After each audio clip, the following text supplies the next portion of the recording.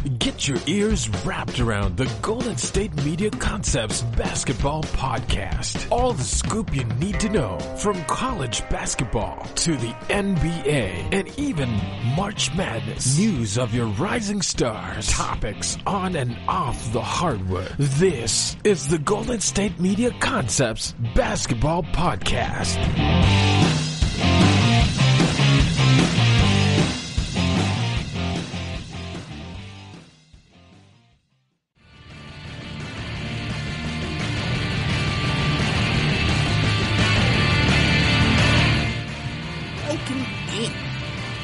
GSMC Basketball Podcast, right here on the GSMC Podcast Network. I am your host, Brice Lewis, and we're back again with another great show, another basketball show talking about all things basketball around the association and in college as well. So, coming to the end of the bubble. By the time this podcast is recorded, Portland would have not played.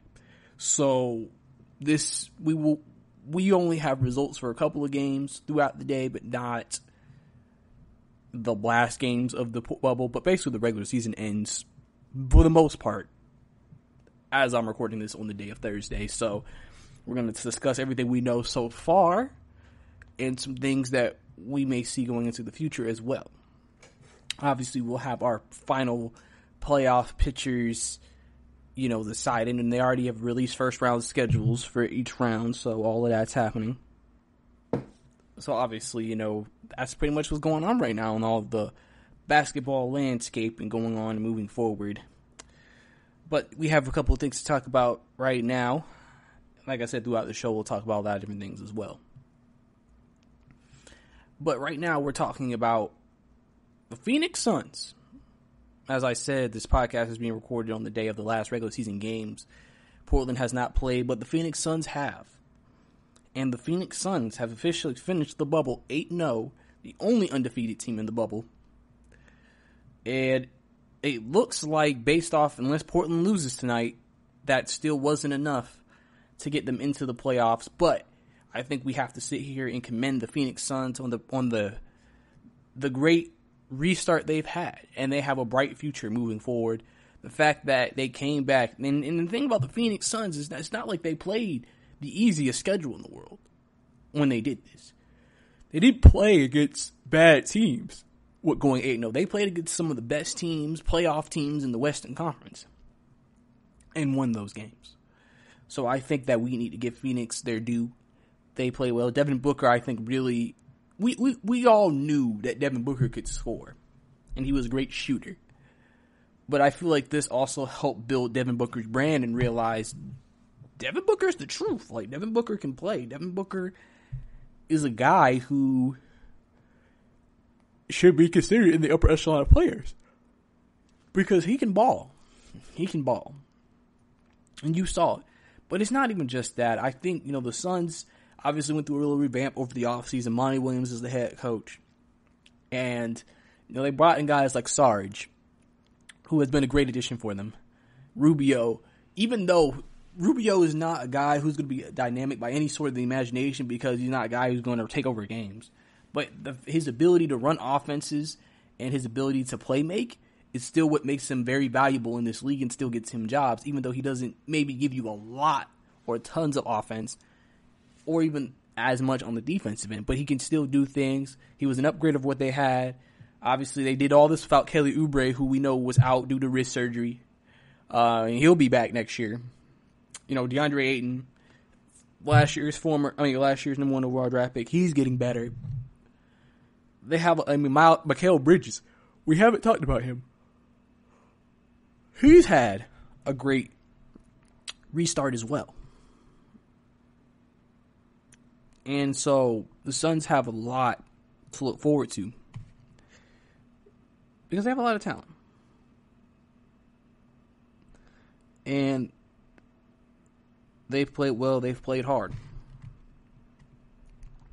So I think it's something that we have to look into and say, the Suns are a team, again, this is assuming that Portland doesn't choke tonight and assuming that they're not going to make the playoffs.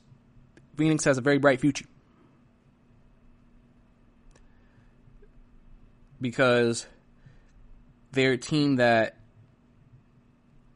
you know, people really came into this thinking, oh, the Suns are relevant. I even said, I mean, literally, they were on the most games back. It was the Suns. It was hard to sit here, unless maybe you're a Suns fan yourself, to sit here and say, oh, yeah, they're going to go undefeated and they're going to make things happen and they're going to, you know, shock the world and go 8-0 in the bubble and give us a chance to the literally last day of making the playoffs. You wouldn't have thought that in a lot of situations. You wouldn't have. I mean, I don't know. I don't care who says it. You wouldn't have. And then them coming out and doing what they did, it's incredible. Because they really showed up and they showed out. And so we have to give them their just due for what they've done, because they have done a lot. And so on and so forth. So, like I said, Phoenix play well, bright future. Devin Booker's a star, as we know. You're a young team, and Monty Williams has been a great head coach for them, because he's good for these types of, you know, restarts and etc. So, you know, we just have to keep seeing what's going to happen and what's going to happen moving forward. But now we're going to switch over to the San Antonio Spurs. Yes, sir, the San Antonio Spurs. So the Spurs, obviously, they have been eliminated from the playoffs for the first time since 1997. To give some context, I was born in 1997. So they've basically been in the playoffs. The last time they missed the playoffs was the year I was born. So basically my entire life, they have been in the playoffs since. That's crazy to think about. I believe it tied the record for the most strings of playoff appearances for a franchise in basketball as well. So obviously that's a great accomplishment. Greg Popovich, obviously, we know how great of a coach he's been. You know, the Suns have always been considered the model organization. I always said they were the New England Patriots of basketball. They do everything the right way, or, I mean, listen, depends on how you want to interpret that with Patriots. But they usually perceptionally do everything the right way.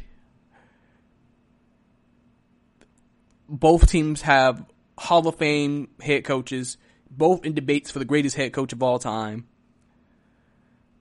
You know, you can maybe say Tim Duncan was the Tom Brady of the Spurs. You know, I mean, they were both very successful. Both franchises that have a certain way that's never flashy. Honestly, is considered boring to a lot of people. You come there, you can't just act any type of way. You're always a model citizen in that part of that type of organization. And they just came out and won. Year after year, they continue to win. You know, obviously this year, you know, let's be honest, the Spurs didn't have the same guns they've had. And you kind of could see it coming when Tony, Ginobili, Parker started to kind of get older, retire. Then Kawhi left. That set them back because now, and they tried to stay afloat by having a LaMarcus Aldridge and a DeMar DeRozan, but it still wasn't enough, you know. And then we've talked about on this podcast a few times that they may need to look into rebuilding, because the thing about the Spurs, they still have a lot of young talent. They've still been one of the best teams at drafting overseas players and developing talent. If neither the roster is young, you know, and, you know, we'll see what they decide to do potentially with Marcus Aldridge and DeMar DeRozan. I mean, because I think this season kind of gives you an idea of what you are as a team if you're the Spurs. Greg Popovich also has to decide what he wants to do. He's getting older. We don't know how many more years Greg has coaching before he says, you know what, it's time for me to put the coaching hat off, keep it off, and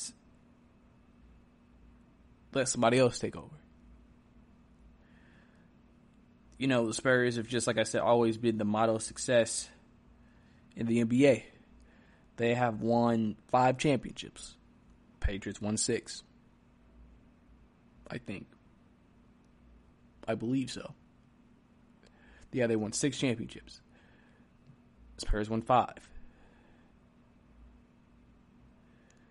You know, dynasties. So many similarities. So, you know, obviously you got to show love and appreciation for everything they've done. And, I mean, when you have a run like they've had, you will probably always be considered one of the best franchises for years, decades to come. You know, we won't be surprised if there ever is a down period where the Spurs may have a down period where they're not that good, but every team goes through that reset.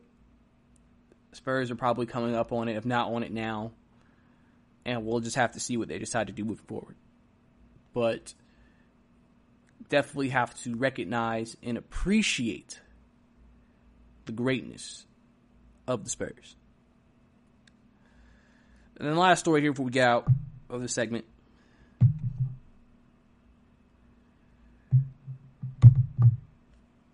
Russel Westbrook has a quad injury and is expected to miss the first few games of the first round for the Houston Rockets. Obviously, the Houston Rockets are playing the Oklahoma City Thunder. So, obviously, that's, you know, going to be interesting. I feel like in that series, the strength of Oklahoma City is their guards, Dennis Schroeder and Chris Paul. So, losing their dog at guard and Russell Westbrook, could that open up the possibility for Oklahoma City to maybe steal the series? It may be one of those situations where Oklahoma needs to get up on Houston early, because they didn't say he's missing the whole first round. We just know he's going to miss a few games. Is that 2? Is that 3? Is it potentially 4? And if that's the case, you know, Houston's going to be having to try to keep up. So, if I'm Oklahoma City, this may be a great chance for you to steal a first round series. With Brody, Russell Westbrook not probably playing the first few games. But you'll probably also see some old Houston Rockets basketball with this, because obviously we know Eric Gordon's been out. And we'll see about how he's looking when it comes back to the playoffs. So James Hart's going to have to take on the load of offensively a lot, and we'll have to see how it looks and turns out. You know, so it'll be interesting. It'll be interesting, definitely,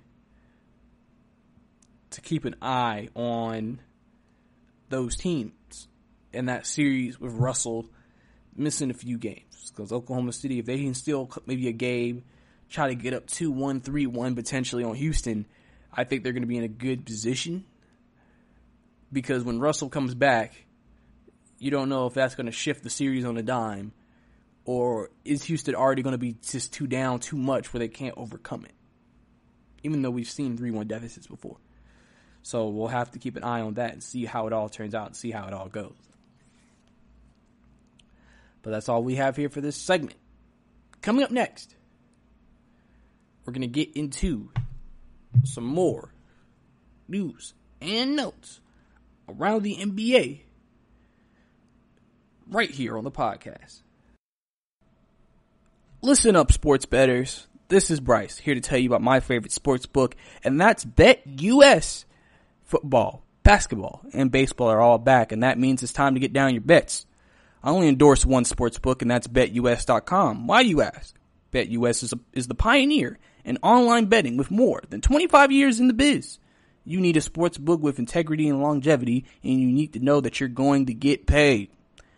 You need a sports book that's going to offer everything, including live betting, MMA, golf, horses, esports, entertainment, and all kinds of crazy prop bets and futures. Call today at 1-800-MyBetUS. That's 1-800-MyBetUS, and they will talk you through getting started. Nobody in the industry gives bigger bonuses than BetUS. Join now, mention GSMC, and you can get up to 150% in bonuses on your first deposit. Nobody beats that. I bet at BetUS, and so should you. Join BetUS today. That's betus.com or call 1-800-MyBetUS. Mention GSMC to get 150 in bonuses on your first deposit. Are you looking for the very best NFL and college football podcast? Then check out the GSMC Football Podcast. Get the latest football news both on and off the field. From the NFL Draft to trades to the rumor mill to the NFL Combines. They got you covered. That's GSMCpodcast.com/football-podcast. Get updates on college rivalries, game day insights, and much, much more. It's football talk the way you want it. This show eats, sleeps, and breathes football. Don't forget to like them on Facebook and follow them on Twitter. Visit GSMCpodcast.com for more info.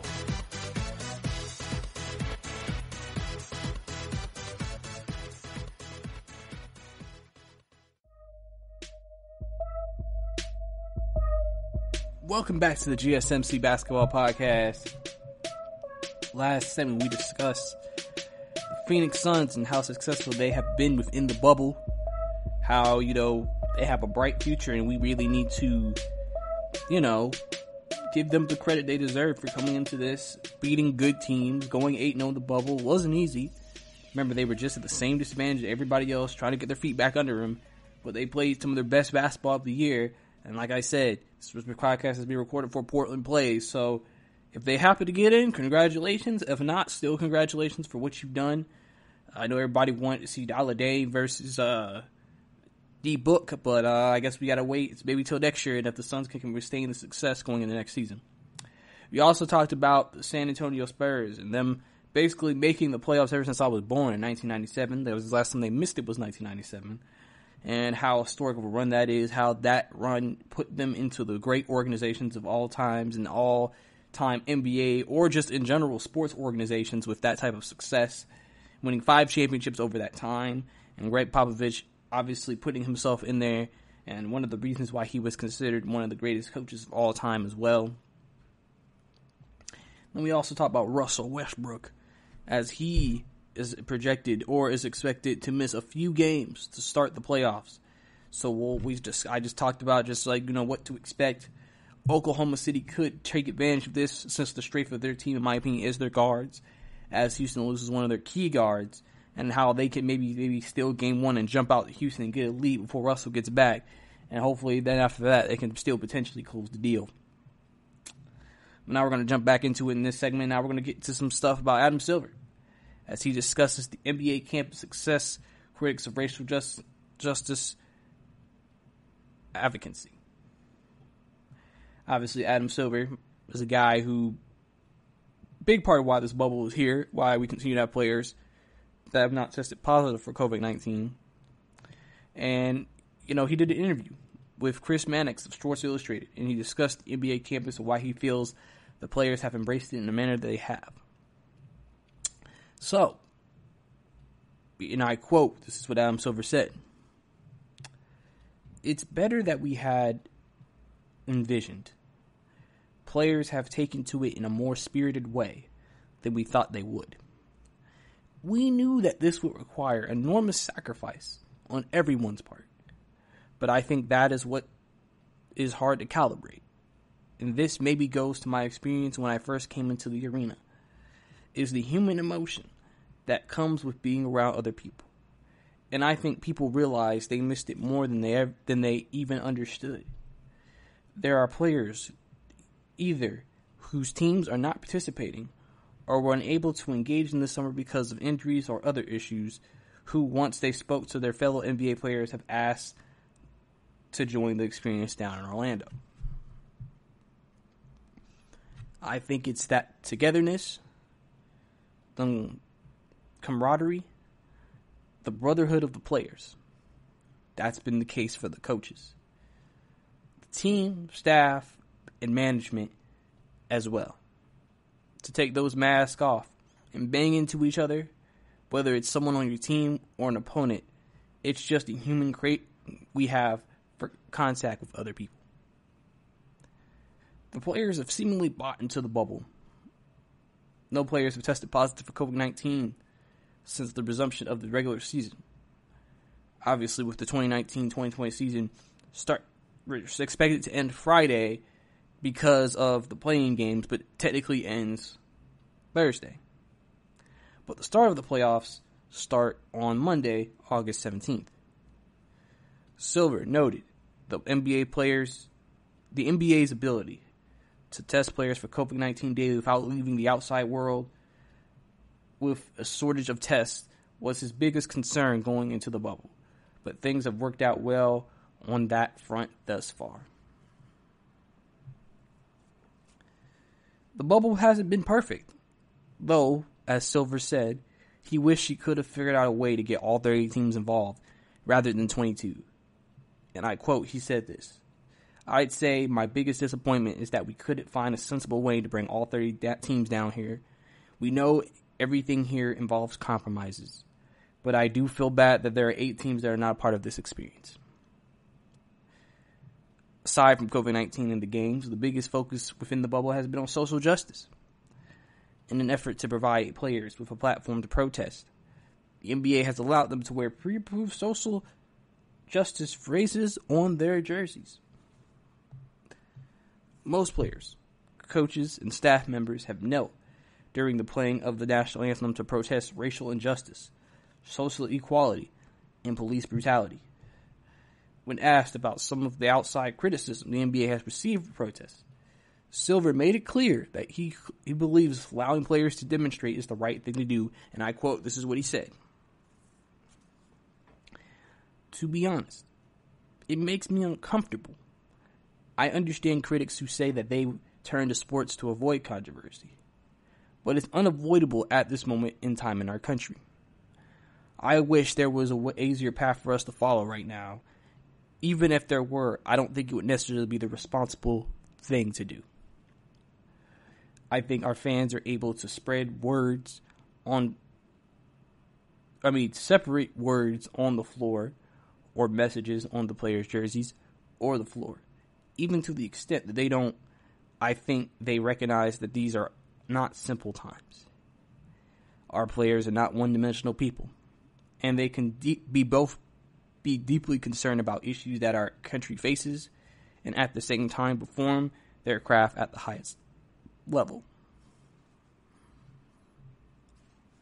And that's what he said. Assuming that the bubble continues to be a success in terms of no players testing positive for COVID-19, the playoffs are set to end in October, at that point which the NBA will transition into the offseason with free agency and the draft. There is still no set date for when the 2020-2021 season will begin, but Silver diverged that the league is deep in the planning stages for holding the next season inside the bubble. Silver said they're doing the entire season in the bubble is far from a done deal, though, since the NBA's preference is to be able to have teams play at their home arenas with fans in attendance, if possible. So there you go. So, as obviously, for me, I think the bubble has been a success. And they've done everything that they've needed to do, possibly, to be better.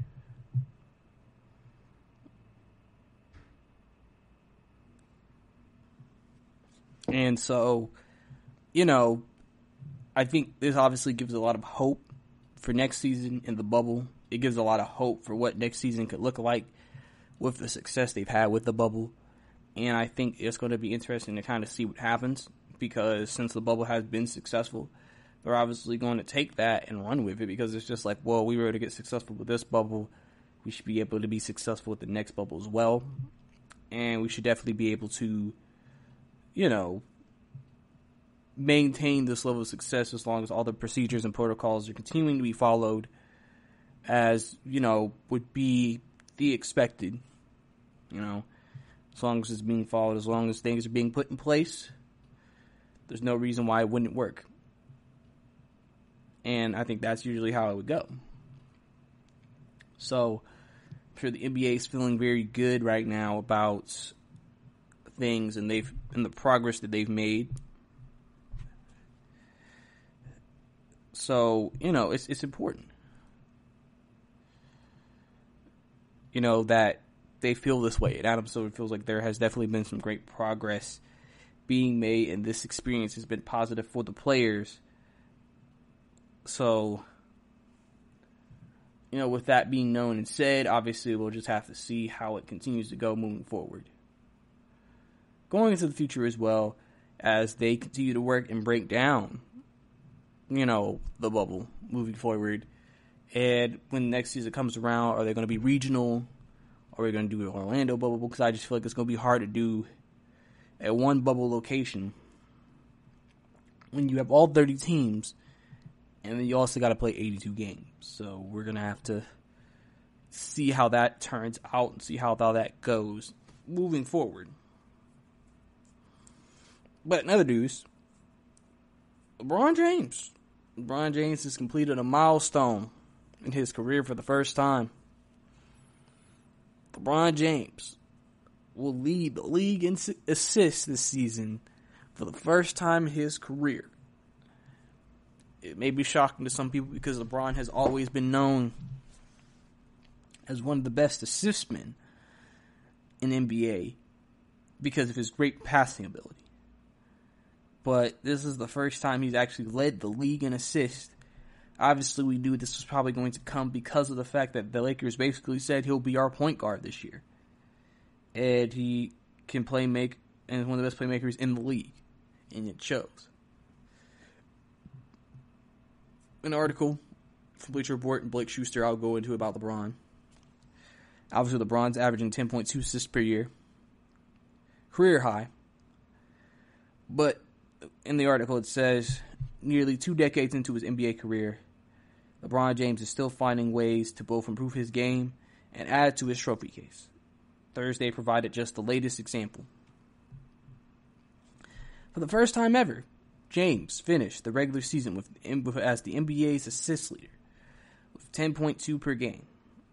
James had never averaged double-digit assists before 2019-2020, with his previous assist high of 9.1 coming as a member of the Cleveland Cavaliers in 2017-2018. The do-it-all leader has long prided himself on his ability to facilitate on offense, and now he has the accolade to prove it. Finding open teammates has always been a key part of James's game. Regardless of whether he's playing in the front court or the back court, James is a near lock to draw the double team, leaving one of his teammates wide open. To take advantage of James' passing talent, the Lakers brought in fellow All-Star big man Anthony Davis and surrounded their 2 stars of shooters since it's Quintavious Caldwell-Pope, Danny Green, and Avery Bradley. The Lakers averaged 25.3 assists per game, which means James accounted for 40% of his team's helpers. James assisted on at least 675 field goals for at least 6 different teammates.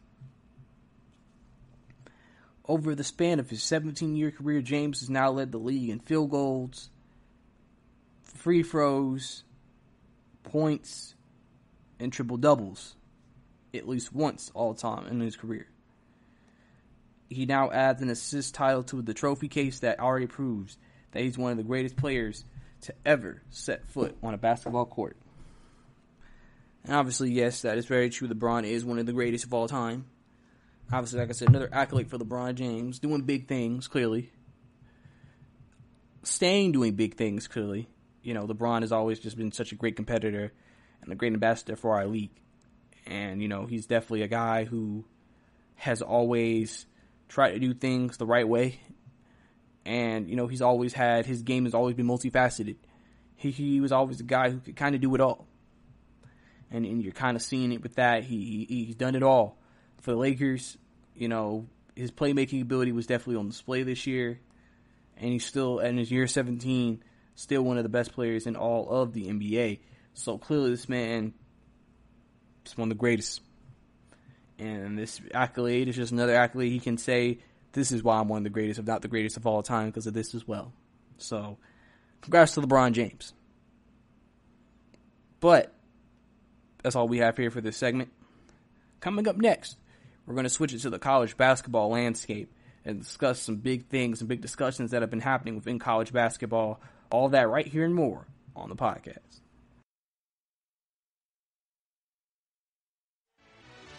Check out the show that's built on the MMA. From the UFC to extreme cage fighting, they got the fights covered. Check out the GSMC MMA podcast. Get the latest news on past or upcoming fights. Join us as we talk to and about some of the biggest names in the MMA, past, present, and future. When it's the fight game, there's just one show to check out. GSMCpodcast.com/MMA-podcast. Don't forget to like them on Facebook and follow them on Twitter. Visit GSMCpodcast.com for more info.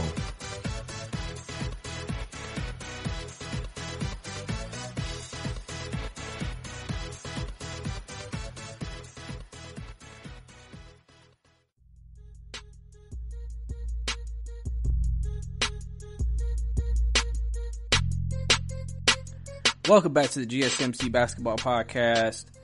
Last segment we discussed Adam Silver discussing basically the success of the NBA bubble so far, some of the things that he wished he could have done better, but also at the same time building off the success of the bubble going into next season, as next season obviously they're going to try to restart it all up again. Hopefully they can have some kind of fans, but they're going to still go about it as they're very deep in discussions about next season in the bubble as well.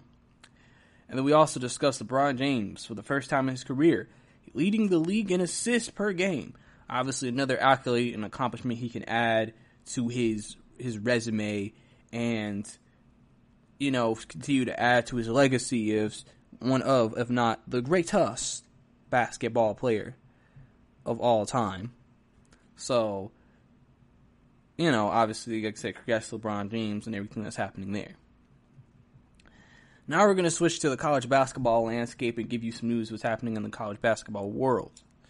So recently, an executive from the NCAA has said that the NCAA is planning a special March Madness tournament in 2021 as they are trying to do everything possible to make sure there is a March Madness. As the 2020 college football season continues to crumble because of the COVID-19 pandemic, focus has begun to shift on what may happen to college basketball. For now, the NCAA remains committed to the March Madness returning in 2021, as NCAA Vice President of Basketball, Dan Gevett, said Wednesday fans should be prepared for a special event after this year's cancellation. I quote, this is what he said. "We are going to have a tournament. It's going to be special. We have our preferences about how we'd like it to be. But if we have to adjust to the virus, which we don't control, we will adjust accordingly.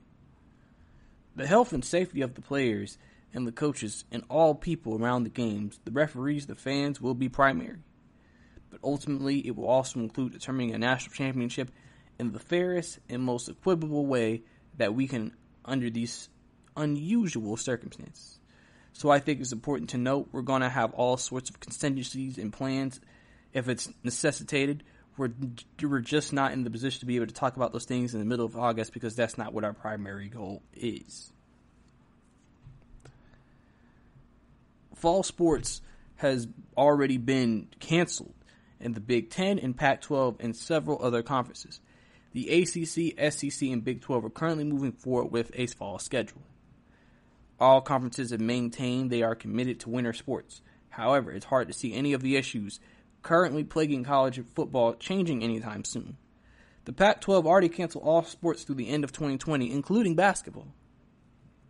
Schools and conferences are going to potentially liable for putting players in harm's way during a pandemic. The NCAA has ruled conferences cannot require schools to have players sign waivers, which puts the onus on the conferences to make decisions.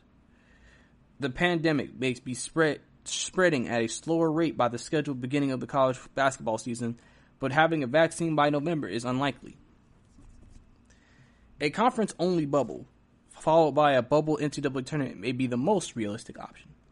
The NCAA conferences will likely push off any potential alterations to the last minute for revenue purposes, and because of a bubble poses its own complications for student athletes, but they will hopefully be better prepared than fall sports. So, there you go. That's pretty much how it's going there. I mean, it's good to see the confidence, from the NCAA as they're working diligently to try to do anything they potentially can to make sure that the season does go on next year. Because obviously they're like, we can't do this 2 years in a row without having our biggest draw, our biggest moneymaker, our biggest event canceled for 2 straight years. We have to make sure we do something to make sure that we have it in some kind of capacity, which again, the bubble way might actually be what actually ends up happening. So obviously the NCAA, as most conferences and these sports leagues should do, they should be going ahead and planning ahead as far as they get to prepare for the potential of COVID being around during that time, so that way they can be ready and not be underprepared like fall sports were this obviously during this time of the year. But speaking of the Pac-12, obviously the Pac-12 has canceled all their basketball games through at least the end of 2020. The Pac-12 conference has postponed all college sports through the end of 2020, dixing all non-conference basketball games for the 2020-21 season until January at the earliest. The conference announced this decision Tuesday afternoon, and I quote, "We all know that this is a difficult day for our student athletes.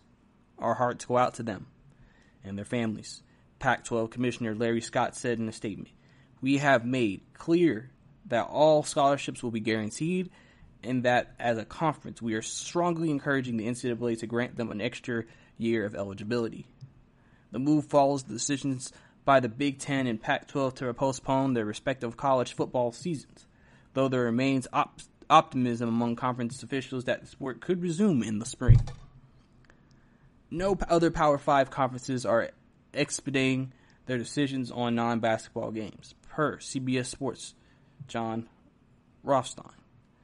University of Oregon President Michael H. Schill said in a statement, and I quote, "All of the Pac-12 presidents and chancellors understand the importance of this decision and the disappointment it will create for our student athletes. The coaches, support staff, and all of our fans, ultimately our decision was guided by science and a deep commitment to health and welfare of student athletes. We certainly hope that the Pac-12 will be able to return to competition in the new year." Obviously, a couple of big games that have been impacted. Washington and Tulane were supposed to play in Shanghai, China, so now that will be canceled. The Hall of Fame Classic in Kansas City, Cal was supposed to play in that. Obviously, they won't participate. Cayman Islands Classic in Cayman Island, Oregon State was supposed to play there. They won't participate. The Maui Invitational, Stanford was playing there. They're not going to participate. Fort Myers Tip-Off, Colorado was supposed to play there. They're not participating. Battle Fort Atlantis, Utah was supposed to participate. They're not going to participate anymore. The NIT season tip-off in Brooklyn, Arizona was in that one. They're not participating. The Wooden Legacy, UCLA was in that. They're not participating. Emerald Coast Classic, Oregon was participating. They're not playing. Basketball Hall of Fame Invitational, Stanford was in it, not participating. The CBS Sports Classic, obviously they're not going to participate in there. The Phoenix Showcase, Diamond Head Classic, and then obviously just the regular season games of USC versus Kansas and Colorado versus Kansas will also all be canceled. The Pac-12 had previously scheduled conference games from late November to early December this season. It is unclear if those games will be rescheduled.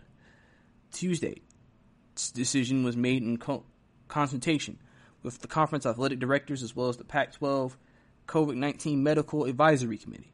The conference also released updated return-to-play considerations. The league's COVID-19 Medical Advisory Committee is made up of medical experts at each of the members' institutions. So there you go. So that's pretty much what's going on right now. So there you go. Pac-12 obviously being ahead of the charge on canceling a lot of things. Basically, so far showing as a conference, they're willing to protect their players quickly and swiftly and make decisions quick without taking the chance of maybe potentially getting them further in opportunities to potentially get hurt, affected, anything like that. So obviously that's a great job by the Pac-12, in my personal opinion, on staying on top of everything and making sure they're doing everything possible to make sure that their players are safe at all times. Now we're going to get into this article by Adam Wells. Just some news about, in general, over the college landscape. College athletes' Bill of Rights proposed ahead of possible federal legislation. The United States Senate is getting involved in college athletes' efforts to secure greater rights within the NCAA. Per ESPN's Dan Murphy, Senator Cory Booker and Richard Lemental led the creation of the College Athletes' Bill of Rights, which is designed to provide athletes with a larger voice in rulemaking process, stronger health and safety standards, extended access to educational opportunities, and more ways to make money.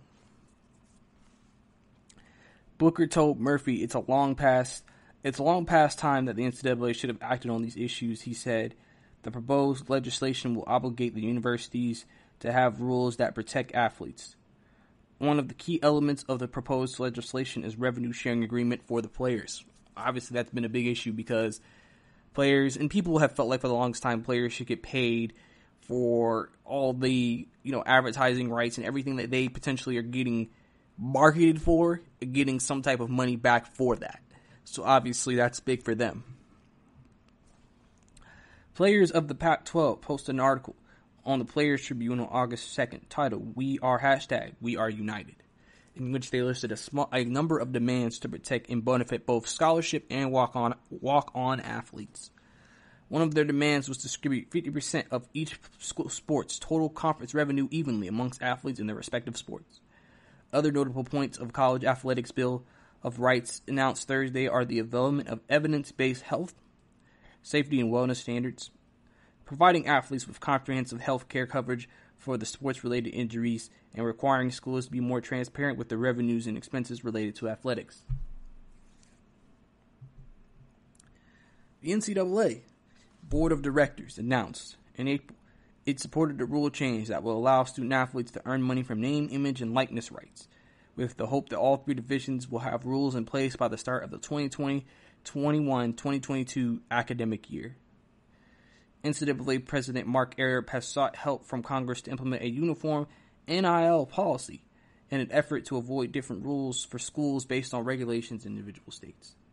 Per Sports Illustrated, Ross Dellinger, legislation proposed by the Power 5 conferences include restrictions that prevent athletes from signing endorsement deals until their first semester in college, and allows schools to bar players from endorsements that violate university standards or conflict with institutional sponsorship agreements. According to Murphy, at least 7 senators have signed on to support the College Athletes' Bill of Rights. So there. So again, as you know, in the NCAA, there's a lot of things happening, a lot of changes being made, a lot of rules being established. Obviously, the name, image, and rights of players have been disputed and talked about for a long time. It's something that, the NCAA has been battling for years, and now it looks like because of the COVID-19 pandemic, a lot of things are going to change. And it's going to benefit the players. And with that, it creates change that may have not happened this season, next season, the year after that, potentially. Or it would have been a much slower rate of change. Where now, because this happened with COVID and the demands of the players and everything that's going on, when things go back to normal, now NCAA will be in a different place structurally and with the players and the relationship and the things that they provide. They'll make college much more convenient for the college athlete and make them say, you know what, You're getting all this now. It's great. We can go to college, do this, and have a great time. And we're making money playing the sport we love. It makes college that much more enticing to play at. And I think as an NCAA, I don't know why you wouldn't want that. So I think this is obviously a big step in the right direction. If this bill gets passed, that's going to mean big changes. It's because it's just not for basketball and football, even though we think that because those are the major sports. It's for all sports across the college landscape. And I think that's absolutely fantastic for the players and all the athletes who are participating. But that's all the time we have here for this segment. Coming up next, we're going to read more into the college basketball landscape. And I'm also going to give you my thoughts on the reflection of the regular season bubble that was just played in the NBA. All that here and more on the podcast. Check out the show built around the women of MMA. From the UFC to the extreme cage fighting, we got the fights covered. Listen. It's the Golden State Media Concepts Women's MMA Podcast. The latest news of upcoming fights, discussions of previous matches. Join us as we talk to and about the biggest names in women's mixed martial arts, past, present, and future. When it's the women's fight game, you know where to listen to. The Golden State Media Concepts Women's MMA Podcast.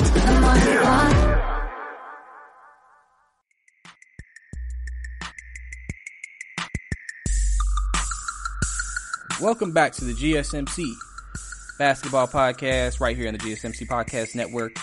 Last segment we discussed a lot of stories around college basketball and their confidence in trying to play next season, their thoughts on next season, how next season is looking right now. Obviously, they're trying to figure out all the kinks of trying to, get the season started. They're obviously looking into trying to definitely have the NCAA tournament next year as well, as that's definitely something that they want. So that's something that they're going to try to have happen, try to make shake, something that they're going to try to have, really break down and everything like that. So we discussed all those different stories on what's going on and everything like that. And now we're going to get into an article here from CBS Sports talking about how college basketball conference games in a bubble could keep the NCAA tournament from being canceled again. This is an article by Gary Parrish and his thoughts on what has to happen to potentially have the bubble not become canceled. So, and I quote from this article, "The biggest mistake by the people who run college football made in preparation for this season is how they assumed for too long everything would just work itself out. Many seem to believe COVID-19 would somehow disappear in time for kickoff, like some politicians inaccurately predicted. While one of the sport's most prominent coaches, Clemson's Dabo Swinney, insists the games would start on time with Death Valley jam-packed, even though no respected material official agreed. I have zero doubt we're going to play," Swinney said in April. "This is America, man. This is the greatest country on the planet. We will rise up and kick it in its teeth. September is a long way away, man." Well, September is just 3 weeks away, and America hasn't kicked anything in the teeth other than theirself. And college football is wobbly at best. The Big Ten, Pac-12, MAC, and Mountain West have all pulled the plug on the football season. More conferences might do the same soon, so surprise, surprise, the wishful thinking approach college football took did not work, which is why people who make decisions in college basketball should learn from the football's mistakes, giving up on assuming the season will begin on time with non-league games, and start making realistic plans to achieve what should be the lone goal, to have a complete 2020-2021 NCAA tournament. The only thing that matters. The NCAA tournament annually generates more than $900 million in ad revenue, so having that event on television in March by literally any means necessary should be the primary goal. Given that reality, all of the conversations should be centered around devising a plan to ensure it happens, and the approach that it makes the most sense is an approach that leads to the creation of conference bubbles that provides enough results for the NCAA Tournament Selection Committee to produce a bracket. There's no good argument against it. What we know thanks to the NBA, WNBA, NHL, MLS, NWSL, and TBT is that team sports can be played in the United States inside of a bubble. They've worked remarkably well. What's less clear is whether team sports can work outside of the bubble. Major League Baseball, needless to say, has been a roller coaster. The Cardinals, with 10 players testing positive for COVID-19, have only played 5 games, while others have played 18. In response, MLB is reportedly considering a bubble for its postseason. Put simply, college basketball shouldn't follow MLB's bumpy path. It should learn from it. So every conference should be instructed to start making plans for the bubble with the idea that Selection Sunday will be March 7th, 2021. A week earlier than scheduled. I'll explain why momentarily. If some conferences decide not to participate because of the cost of the bubble or other reasons, that's fine. We'll see you next season. If some schools within the conference that participate decide not to participate, that's fine. We'll see you next season. If some players on the team from conferences that participate decide not to participate, that's fine. We understand. Anyone who is cleared to play and wants to play can play. I assume the overwhelming majority would. And here's how the season could be structured. Start conference bubbles in January. The locations of bubbles and dates on which games are played could be left up to each individual conference and its television partners, with only one stipulation being that conference tournaments must be completed by the afternoon of March 7th in advance of the selection show that same day. How the leagues get to there is up to them. Again, the dates and numbers of games are flexible, but one idea would be for teams to train on their campuses in late December, early January, then travel to their respective bubbles on January 10th.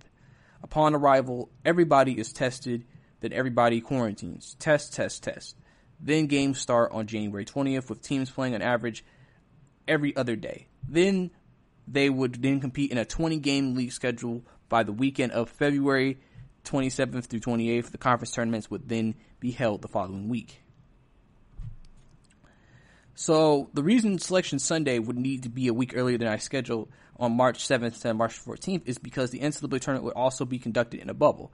And ideally, you'd like to have an extra week built into the schedule for teams to travel to the bubble in quarantine. There are obviously many ways to go about an NCAA tournament bubble, but my preferred idea would be to cut the bracket to 64 schools and have 4 16-team regionals and 4 separate bubbles. Each team in the NCAA tournament would travel to their new bubble on March 8th. Upon arrival, everyone is tested. Then everybody quarantines. Test. Then the NCAA tournament starts to unfold like this. You got the first round, March 18th and 19th. The second round, 20th and 21st.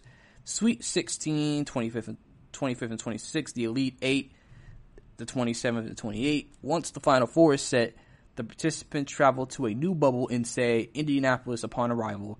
Everyone is tested. Then everybody quarantines for a few days. Test. Then after the Final Four could be played as scheduled, with the national semifinals on April 3rd and the title game on April 5th. Then the NCAA deposits a $900 million check and everybody is happy.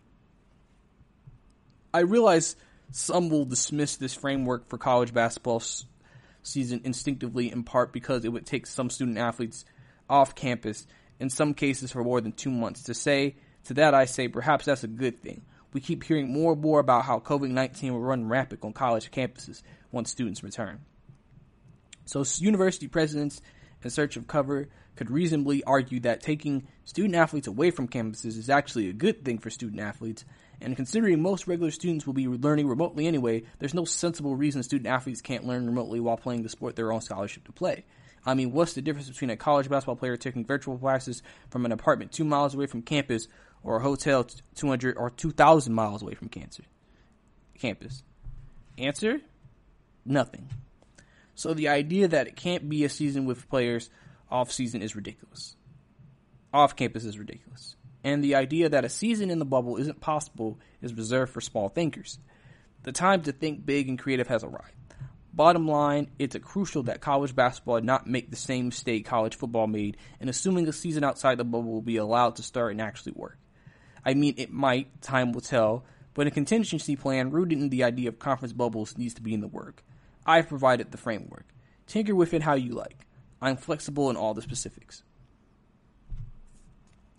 But it must be that something along those lines is planned and deemed executable in the coming months. Otherwise, college basketball could find itself in less than ideal spot when college football splits right now. Fighting to do something outside of a bubble, too many medical officials don't believe will work. And that was the article. So obviously, I think a bubble, would be ideal. I mean, I feel like if basketball and the NBA can do it, I think college can do it. And I think with that being known, it really shows. And it's actually funny because Mark Emmert, the president of NCAA, also made a comment about how bubbles are perfectly viable for NCAA championships in 2021. Because he said, seeing it in the live sports culture that you've seen, he says it'll be viable in many sports. He noted, starting with 64 teams is tough. 32, okay. Maybe that's a manageable number. 16, certainly manageable. But we have to figure out those logistics. There's doubtlessly ways to make that work. Elmer also said Thursday that non-FBS schools would not hold fall championships, obviously, because there's just no guarantee of safety to hold fall championships. The NCAA will almost assuredly devise a way to hold the men's and women's basketball tournaments after canceling them in March due to COVID-19 pandemic. Going 2 straight years without a signature event would probably cripple the sport, as we all probably are aware. Men's and women's basketball, we've got to do what we need to do to support those athletes and those timelines. Emmett said, we're talking, of course, with our media members pretty constantly now about what flexibility they would have to have and what we would have. We'd love nothing more than to hold current dates constant, and that may well be doable. But there is also a matter of spring athletes who saw their entire seasons canceled this year. It's hard to know how the spread of coronavirus in the United States will be at that point and if testing will be more available or vaccine created. There's also questions of holding potential fall sports in the spring of 2020-21. Elbert kept that door open on Thursday. This is mostly logistics and healthcare and media time. These are not insurmountable problems, he said. They're hard, but not insurmountable. So obviously that's the president talking about the challenges that are to be faced moving forward. And so obviously, like I said, you can tell this is something that is lingering. It's around. It's there. And, it really shows. It really, really shows. And I think the NCAA has a lot to figure out. Obviously, like you said, it's not insurmountable, but it's going to be challenging. So there we go on that. So basically, now we're going to get into just my last impressions of the NBA regular season bubble now that the regular season is basically coming to an end. And I think this was a very big success for basketball. I think basketball has done what they needed to do to help protect their players. I think the games, and obviously, you know how they say, sometimes in football, it's like defense is ahead and offense needs to keep up. Basketball, it's the other way around. Offense is ahead, defense needs to keep up. Because obviously, from a defensive basketball perspective in the NBA, it was not that great. A lot of high-scoring games, a lot of high-points games. But, I also say, listen, that's why you've seen a lot of great performances. Because defense is not where it needs to be. Defense takes a little bit longer to kind of get a hang of. You know what I'm saying? It's not something that you just get right away. And you can kind of see that. So, I think that the bubble has been successful in the mission that they've wanted to accomplish. It's been successful in the things that they've wanted to do. And I think that's what's leading to the success of the team. So I think that it's very important to look at everything and say to themselves and look at things and be like, okay, well, the regular season worked. We got the playoffs coming up. That should work. And then you have your bubble into next season where now you can still maintain a quality of play, maintain players, health and everything and not jeopardize them potentially because of traveling and make everything work out. So I think the NBA's regular season has been very successful to me. And I think that's something that's very big for the coming future. And so I'm glad that they were able to work this out and able to figure out something that works for them and the NBA altogether. But that's all the time we have here on the podcast. Thank you for tuning in. This is your host, Brice Lewis. Thank you for letting me be part of your day. Don't forget to listen to our other amazing podcasts here on the GSMC Podcast Network. Also, don't forget to subscribe or leave a review. We definitely appreciate that and all that and so much more. So definitely, guys, stay safe out there. Enjoy the basketball that you're watching right now and have a good day. You've been listening to the Golden State Media Concepts Basketball Podcast, part of the Golden State Media Concepts Podcast Network. You can find this show and others like it at www.gsmcpodcast.com. Download our podcast on iTunes, Stitcher, SoundCloud, and Google Play. Just type in GSMC to find all the shows from the Golden State Media Concepts Podcast Network, from movies to music, from sports to entertainment, and even weird news. You can also follow us on Twitter and on Facebook. Thank you, and we hope you have enjoyed today's program.